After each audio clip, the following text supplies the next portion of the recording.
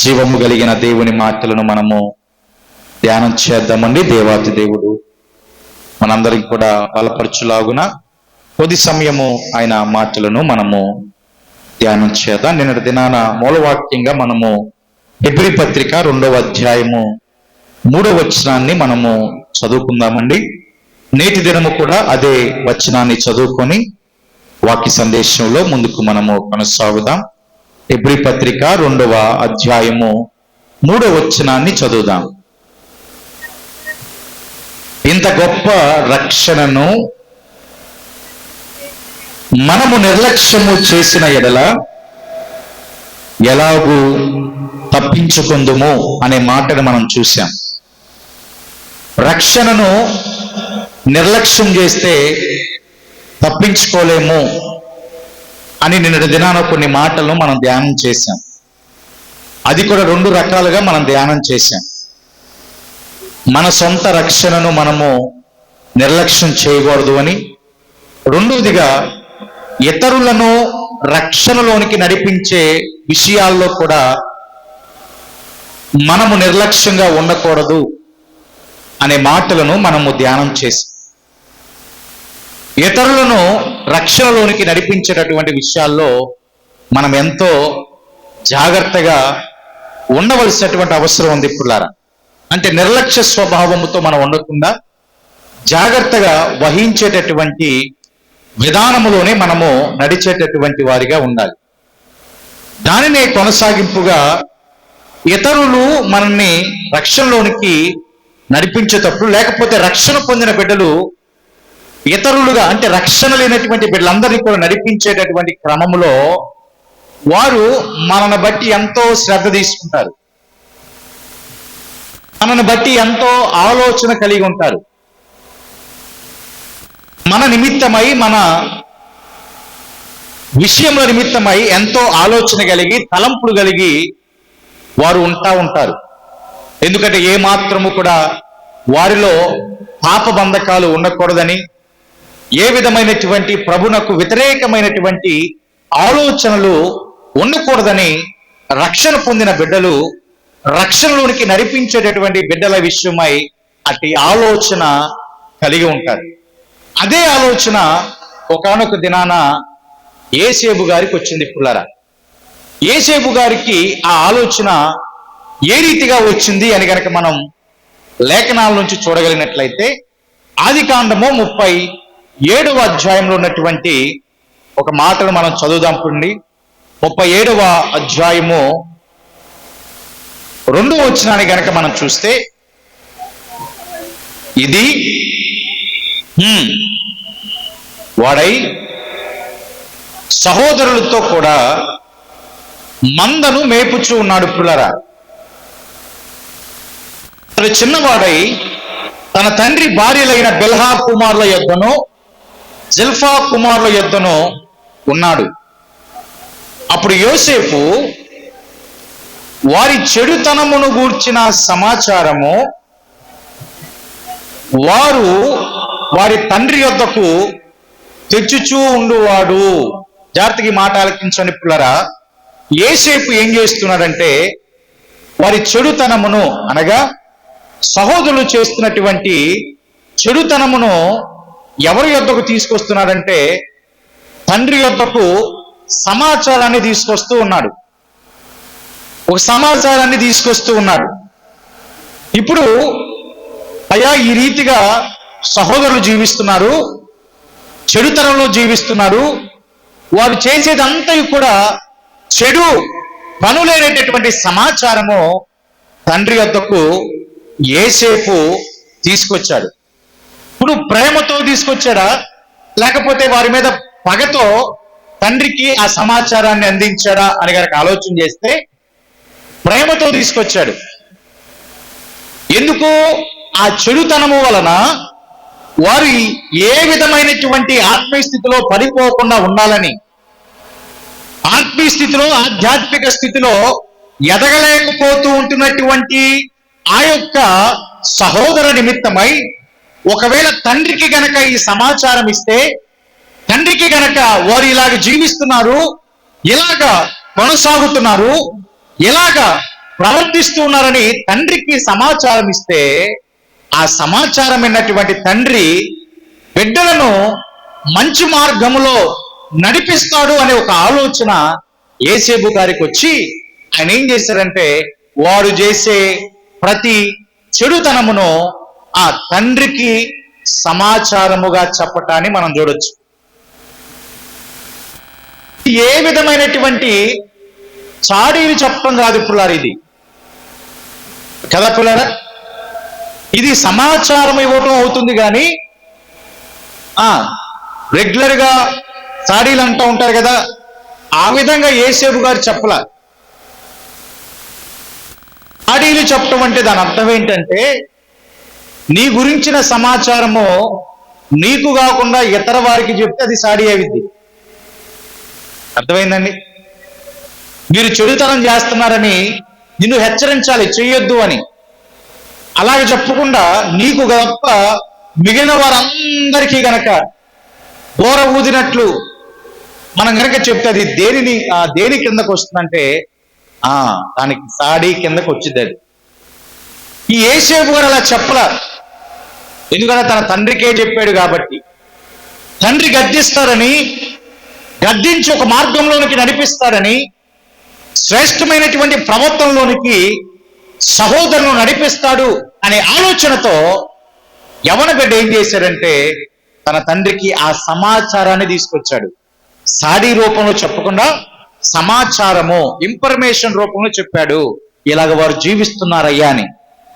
ఇక చిన్న కుమారుడు కాబట్టి తండ్రి ఎంతగానో ఈ యొక్క యేసేబు గారిని ప్రేమించినట్లుగా తర్వాతి వచనాల్ని మనం చూడొచ్చు పురారా.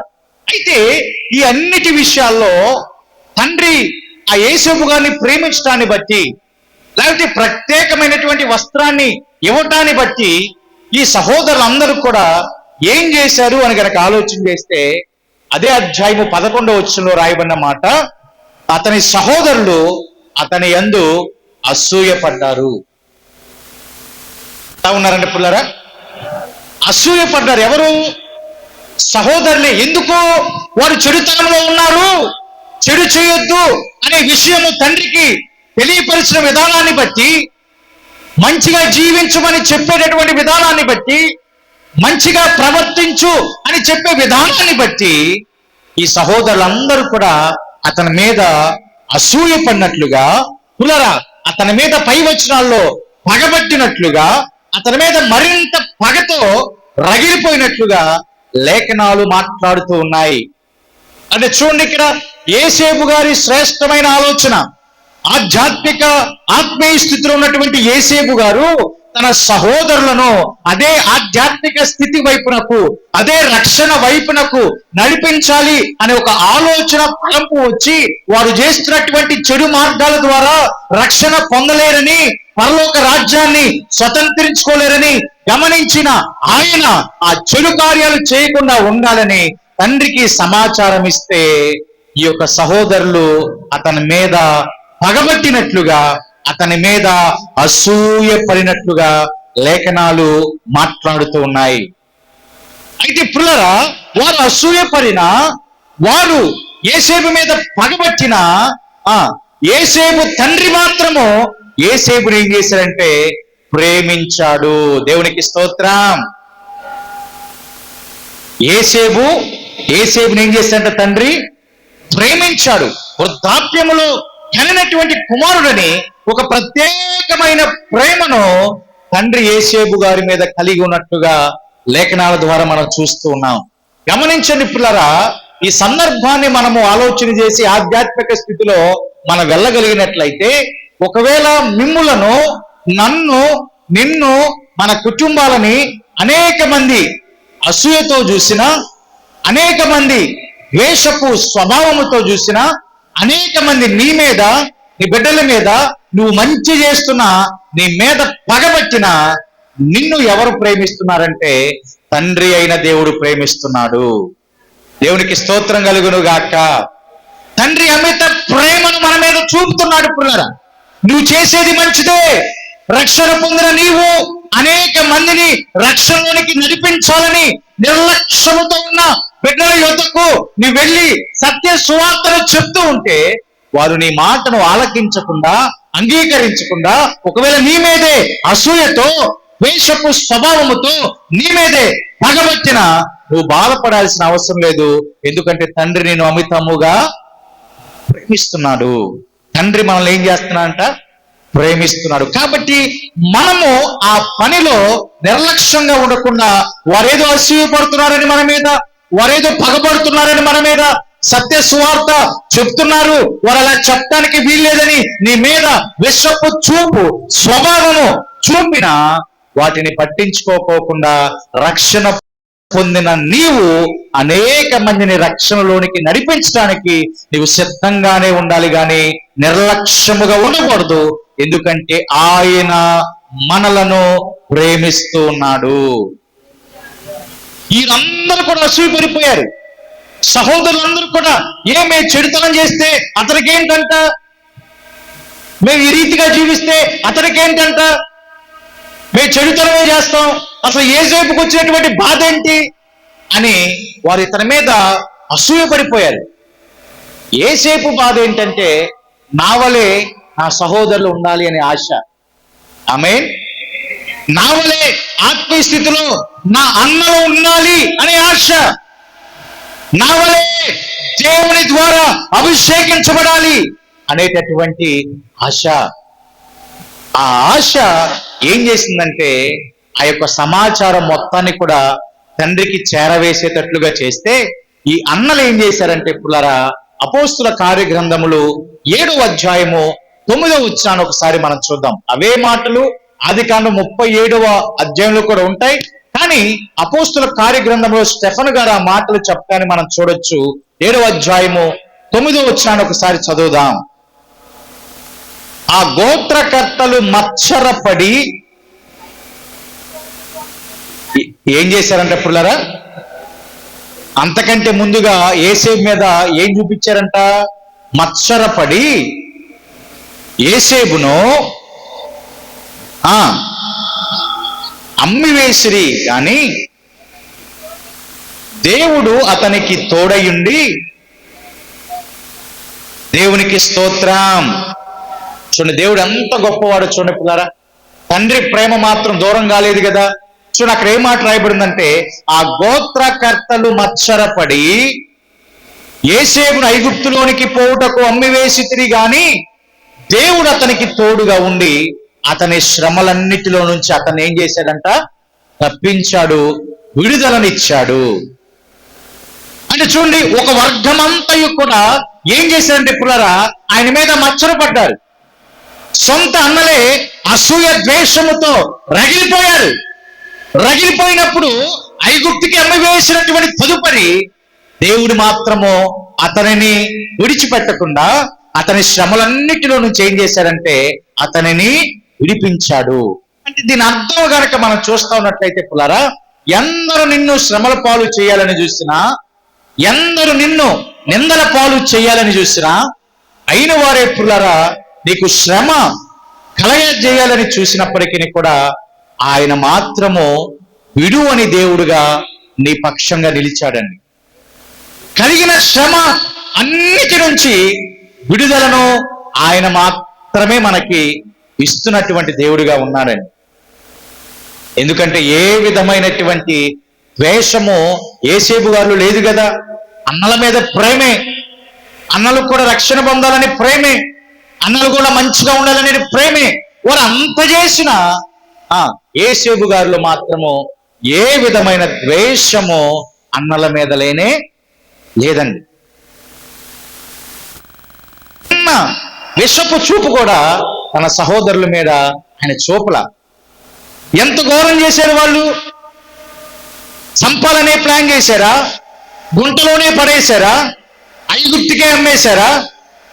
ఇవన్నీ విషయాల్లో ఎంతగా చేసిన, అతని మీద పగబట్టిన, మచ్చరబడిన, అసూయతో ఉన్న యోసేపు గారు మాత్రము వారి మీద ప్రేమనే చూపాడండి.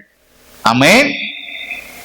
చూడండి, ఈ రీతిగా మనం జీవించగలిగితే మన సొంత రక్షణను మనం కొనసాగించగలం. ఈ రీతిగా జీవిస్తే అనేక మందిని అదే రక్షణ వైపునకు మనము నడిపించగలము. ఆమేన్.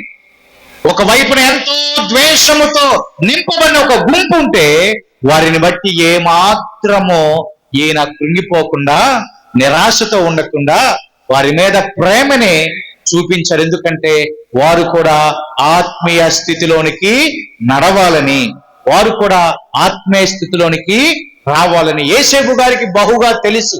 ఒకవేళ గనక దేవుణ్ణి వీరు విసర్జిస్తే, దేవుని మాటలు వీరు విసర్జిస్తే నిశ్చయముగా వారు నరకానికే వెళ్తారని ఎవరు గమనించారంటే యేసేపు గారు గమనించారు. గమనించే వారి మీద, వారు ఎంత ద్రోహం చేసినా వారి మీద ప్రేమ చూపించాడు. దేవుని తోడుగా పెట్టుకున్నాడు. దేవుని ప్రేమ అతన్ని శ్రమలన్నిటి నుంచి విడుదల వైపునకు నడిపించేదిగా చేసింది. కాబట్టి అతను దీవించబడ్డాడు, ఆశీర్వదించబడ్డాడు. ఇదంతా చేయటానికి గల కారణం ఏంటంటే నరకము నుంచి తప్పించటం కోసమే. మనము యేసుక్రీస్తు ప్రభు వారి యొక్క ప్రతి మాటను శ్రద్ధగా ఆలకిస్తే ఆయన పరలోక రాజ్యము కంటే నరకము గురించే ఆయన ఎక్కువగా సువార్త చేయటాన్ని మనం చూడొచ్చు. నిమిత్తమై చేశాడో తెలుసా పుల్లారా? నరకము గురించే ఎక్కువగా ఆయన సంబోధించాడు. ఆ రాజ్యము గురించే ఆయన ఎక్కువగా మాట్లాడాడు. పరలోక రాజ్యముతో పోల్చుకుంటే ఆయన దాని నిమిత్తమై ఎక్కువగా ఎందుకు మాట్లాడాడు అంటే ఎవరు కూడా నశించి నరకానికి వెళ్ళటం ఆయనకి ఇష్టం లేదు. కాబట్టి ఆయన ఎక్కువగా నరకము గురించే బోధించి అనేక మంది బిడ్డలను ఆ నరకము నుంచి తప్పించాలి అనే ఒక ఆశ, ఆలోచనతో ప్రభువారు తన యవ్వన జీవితాన్ని మన కొరకై పణముగా ఇచ్చినట్టుగా మనం చూడొచ్చు పిల్లరా.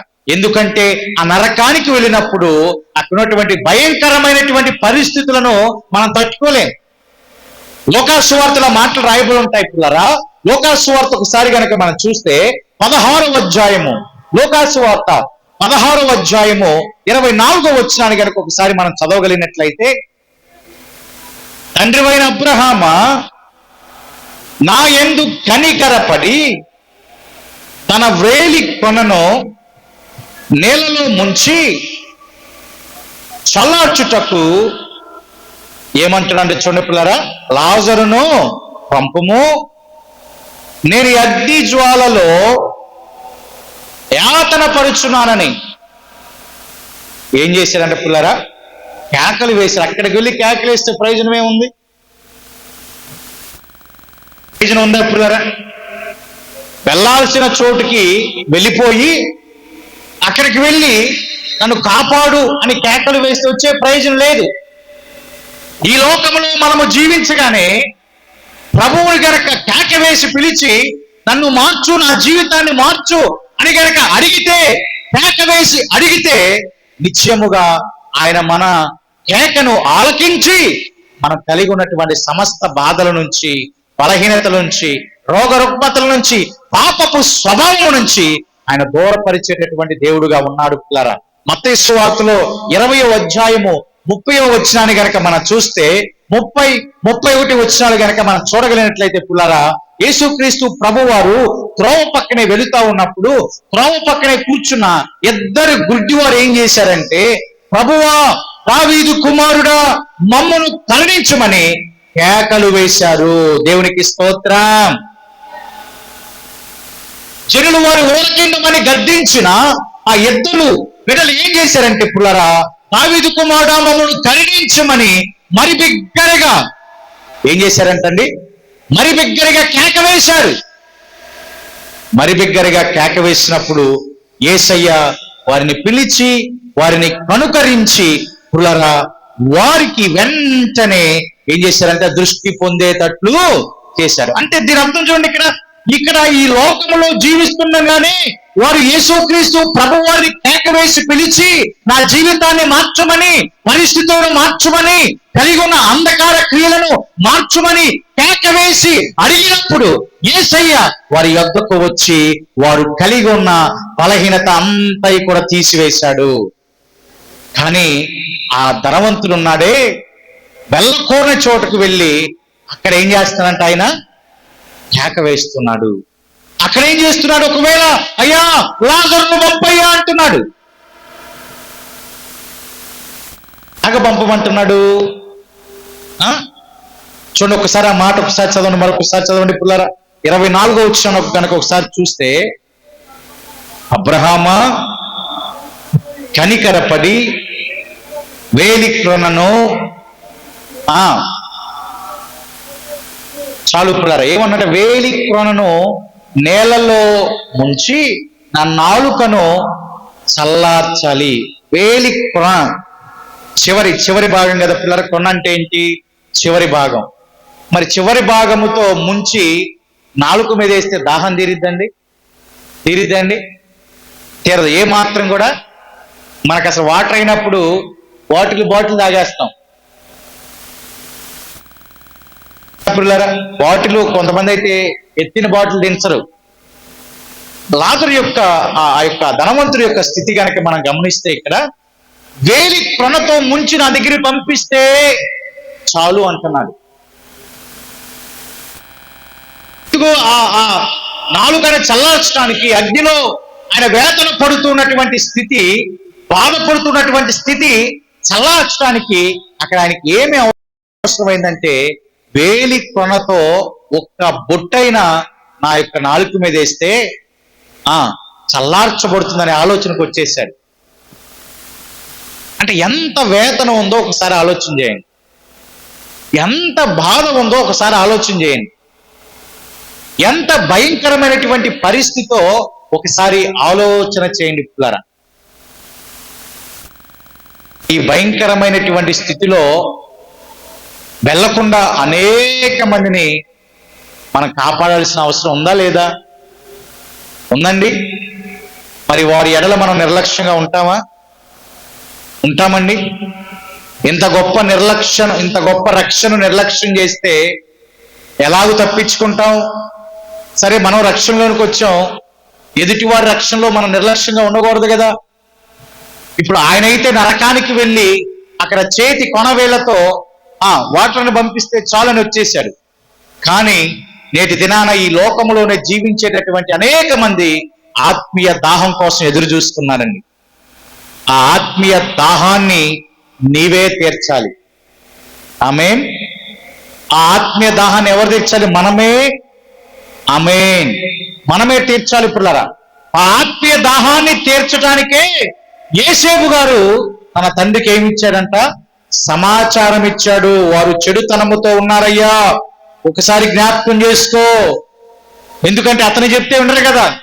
అతను చెప్తే ఏమంటే, ఇదిగో కలవగానే వాడు వస్తున్నారా అని అంటారు, మన మీద అధికారాన్ని చలాయించేవాడు వస్తున్నారా అని అంటారు. కానీ తండ్రి స్థానంలో ఉన్నటువంటి నీవే ఈ సమాచారం ఒకవేళ నీ యొక్కకు రావట్లేదేమో, నీకు చెప్పడానికి ఎవరు సాహసం చేయట్లేదేమో, ఒకవేళ నువ్వు బాధపడతావని ఎవరు కూడా నీ గురించి ఆ పిల్లల గురించి నీకు చదవట్లేదేమో. అయ్యా, నేను చెప్తున్నా, అమితముగా నన్ను ఎందుకు ప్రేమించావంటే ఈ శ్రేష్టమైన ఉన్నట్లుగా చెబుతున్నాను కాబట్టి నన్ను ప్రేమించావు. కాబట్టి ఇదిగో నా సహోదరులు ఏమాత్రం మంచిగా లేరు, చెడుతనములోనే. చూసి పిల్లరా, మన బంధువులను, రక్త సంబంధులను అలాగే నరకానికి మనం అప్పచెప్పేద్దామండి. చూసే వారిని ఆ రీతిగా ఆ నరకానికి పంపించేద్దామా? నీతో పాటు ఎత్తబడే గుంపులోనికి రావద్దా? ఆమేన్. నీతో పాటు ఎత్తబడేటటువంటి గుంపులోనికి వచ్చి ఆ రాజ్యాన్ని స్వతంత్రించుకోవద్దా? నిశ్చయముగా స్వతంత్రించుకోవాలి. అలాగ చెయ్యాలంటే నేటి దినాన రక్షణ పొందిన మనము అనేక మంది రక్షణలో నిర్లక్ష్యముగా మనము ఉండకూడదు. వారి రక్షణ విషయమై మనము కూడా కొన్ని మాటలను వారికి అందించేటటువంటి వారిగా మనము ఉండాలండి. ఈ లోకంలో మనము భోజనం లేకుండా 2-3 రోజులు ఉండొచ్చు కదా పిల్లారా. వాటర్ లేకుండా కూడా మ్యాక్సిమం 2-3 రోజులు ఉండొచ్చు. 4వ రోజు పరిస్థితి, 5వ రోజు పరిస్థితి, 6వ రోజు పరిస్థితి, ఒక వారం తర్వాత పరిస్థితి. ఆకలికి ఏమండి చచ్చిపోయే పరిస్థితులు రావంటారా? చచ్చిపోయే పరిస్థితులు రావా? ఆకలి బాధ తట్టుకోలేక మనం ఒక మాట ధ్యానం చేసి, ఒక తల్లి తన కుమారుని చంపి వారిద్దరు కూడా పంచుకుని ఏం చేశారంట? భుజించేశారు. ఆకలి బాధ తట్టుకోలేక.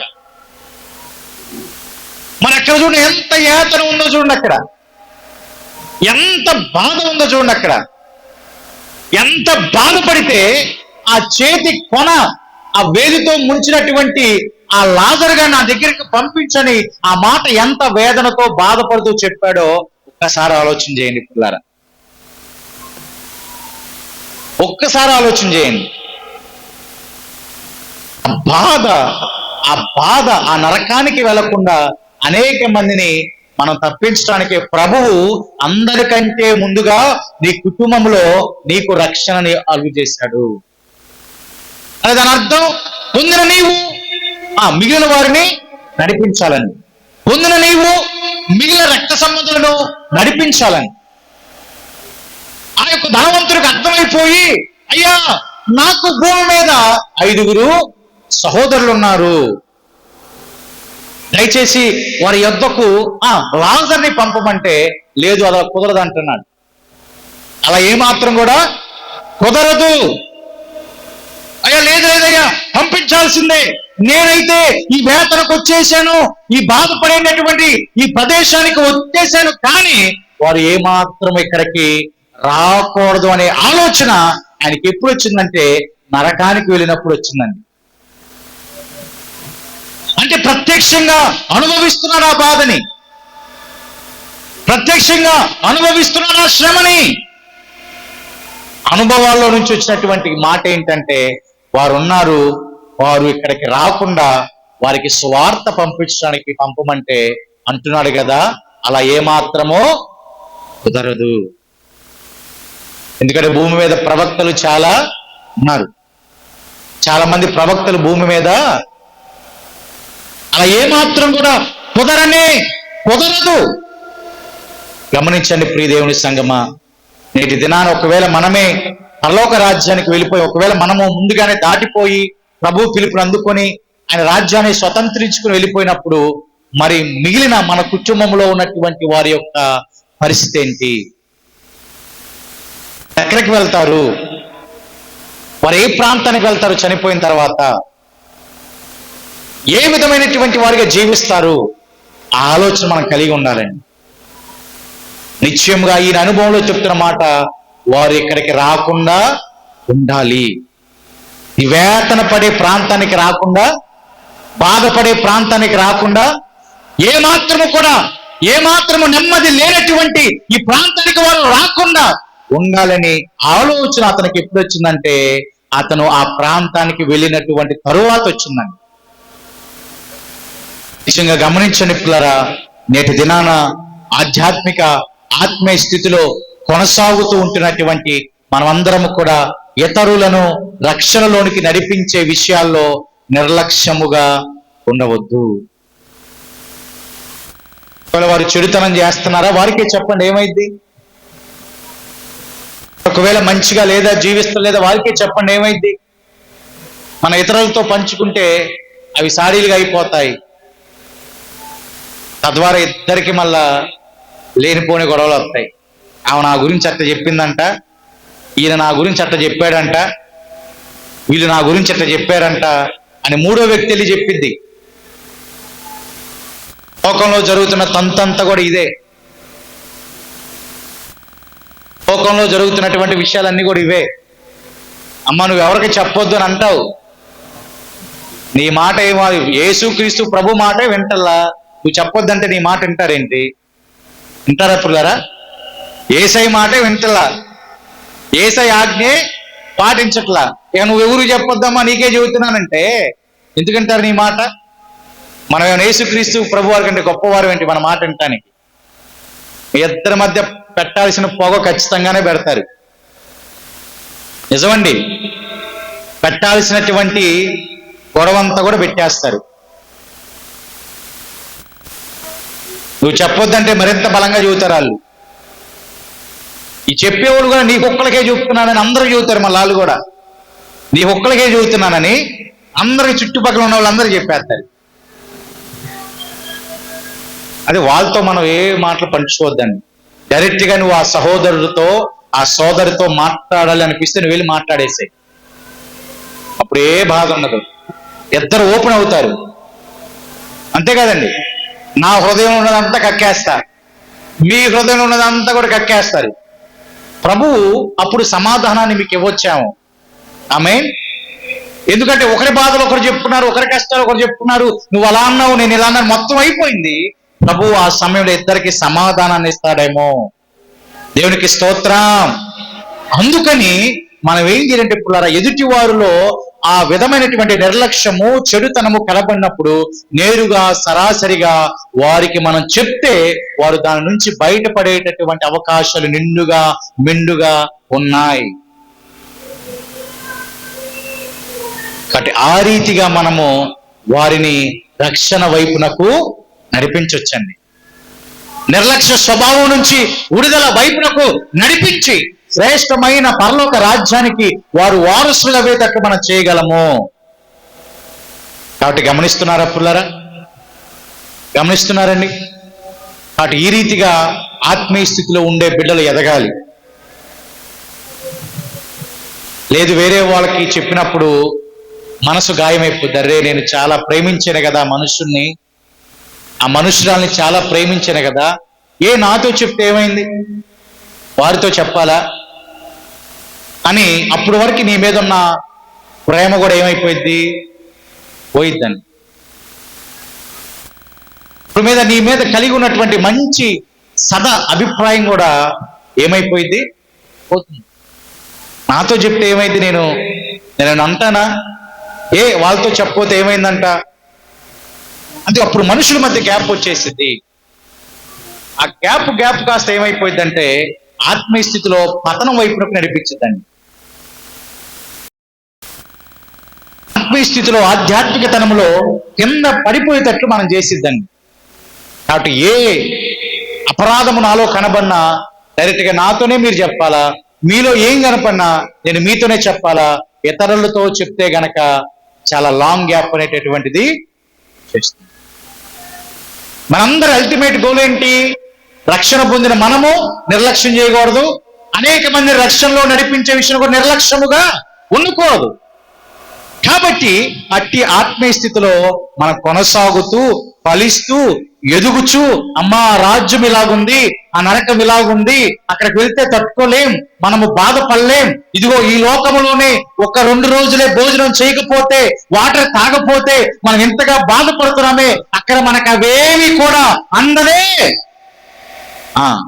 అగ్ని ఆరదు పురుగు అనే మాట గనక మనం చెప్తే పుల్లరా నిశ్చయముగా వారు మారటానికి అవకాశం ఉందేమో. ఇక్కడ వారం రోజుల తర్వాత ఇందాక చెప్పినట్టుగా భోజనం అందిద్దేమో కానీ అక్కడ అందిద్దండి, అక్కడ వాటర్ అందిద్దండి. అక్కడ కేక వేస్తే ప్రభు ఆలకిస్తాడా? గుడ్డివారి కేక వేసినప్పుడు ప్రభు ఆలకించాడా? ఎందుకు? ఈ లోకంలో ఉన్నప్పుడే ఆయన శరణు వేడుకున్నారు కాబట్టి ఆలకించాడు. వారు కలిగి ఉన్నటువంటి బాధలన్నింటినీ కూడా తీసేశాడు. ఇక్కడ కేక వేసి ప్రభు ప్రసన్నత కోసము మనం చూడాలి కానీ, ప్రభు ఆశీర్వాదం కోసం మనం చూడాలి కానీ, ఇక్కడ దాటి వేసి ఆ రాజ్యానికి వెళ్ళి కేక గనక వేస్తే అది శూన్యమే, నిష్ప్రయోజనమే. ఏ మాత్రము కూడా అది అక్కరకు, ఆ కేక అక్కరకు రానే. ఆ కేక జీవము ఉన్నప్పుడే, మనలో ప్రాణం ఉన్నప్పుడే ఆయన వేడుకొని అయ్యా నన్ను కరుణించి రక్షణలోనికి నడిపించమని అడగగలిగితే, అనేక మంది పక్షముగా నీవు అడగగలిగితే నీ ద్వారా ప్రభువు అట్టి రక్షణ కృప అనేక మందికి నేటి దినము నుంచే కలుగజేయబోతున్న దేవుడుగా ఉన్నాడండి.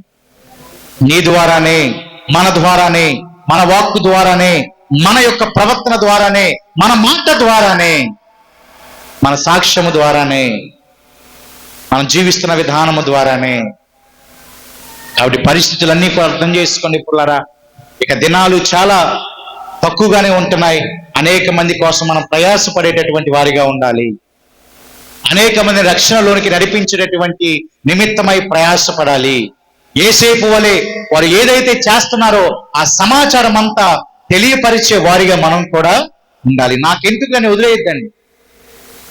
అప్పుడు కల్లారా మనం ఒక ఆత్మను ఆర్పివేసినట్లే. నేను చెప్పే కదా ఆ మాట, చేతులారా ఒక ఆత్మను మనము పోగొట్టుకున్నట్లే. అటు ఆ రీతిగా ఉండదు పులారా. ఆ రీతిగా ఉండకుండా రక్షణ పొందిన మనము అనేక మందిని రక్షణలోనికి నడిపించడానికి నిర్లక్ష్య స్వభావాన్ని వీడుదాం. వాళ్ళు ఏదైతే చేస్తున్నారో చేసే సమాచారాన్ని ఇతరులకు చెప్పకుండా వారికే చెప్పి చేతనైతే వారిని ప్రభు మార్గము వైపునకు నడిపించడానికి మన వంతు ప్రయాస, మన వంతు కృషి చేద్దాం. వారి ఈ లోకములోనే ఉన్నప్పుడు కేక వేసేవారిగా మనము వారిని చేయులాగున, ప్రభు ప్రసన్నతను పొందేవారిగా అనేక మందిని చేయులాగున ఆ రీతిగా మనం ఎదుగుదాం, ఆ రీతిగా మనం ఫలిద్దాం. అట్టి కృప దేవాతి దేవుడు మనకు అనుగ్రహించును గాక. దేవుడి మాటలను దీవించును గాక. ఆమేన్. అందరూ మోకరిద్దామండి. వెతబడిన వాక్యాన్ని బట్టి ప్రార్థన చేద్దాం. ప్రార్థనలో ముందుకు కొనసాగుదాం.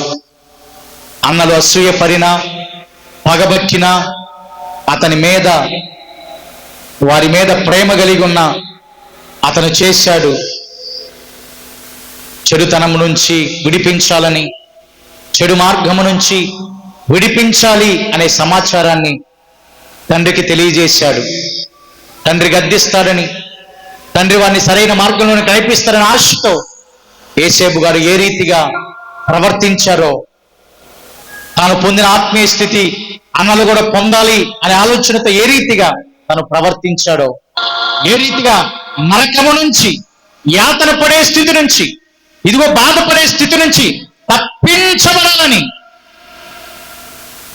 ఏ రీతిగా అతని ఆలోచన అయ్యిందో, ఏ రీతిగా ధనవంతుడు ఆ ప్రాంతానికి వెళ్ళిన తరుపరి తన సహోదరులు ఆ యొక్క ప్రాంతానికి రాకుండా ఉండటానికి ఏ రీతిగా అక్కడ ప్రయాసపడ్డాడో ఒకసారి ఆలోచించే. ఆ ప్రయాస జీవం ఉన్నప్పుడే, మనలో ప్రాణం ఉన్నప్పుడే మన బిడ్డలు నశించకూడదని, మన కుటుంబము నశించకూడదని, రక్త సంబంధులు శ్రేయోభిలాషులు నశించకూడదని మనము ప్రయాసపడితే, మనం ఇప్పుడే ప్రయాసపడితే, వారినటువంటి రక్షణలోనికి నడిపించడానికి ఇష్టపడితే ప్రభు నీకు గొప్ప సహాయాన్ని చేయబోతున్నాడు. అతి గొప్ప ధన్యత నీకు ఇవ్వబోతున్నాడు. గొప్ప జ్ఞానముతో దేవాతి దేవుడిని నింపబోతున్నాడు. అతి కృప కోసం ప్రార్థన చేద్దాం. ప్రార్థనలో ముందుకు కొనసాగుదాం.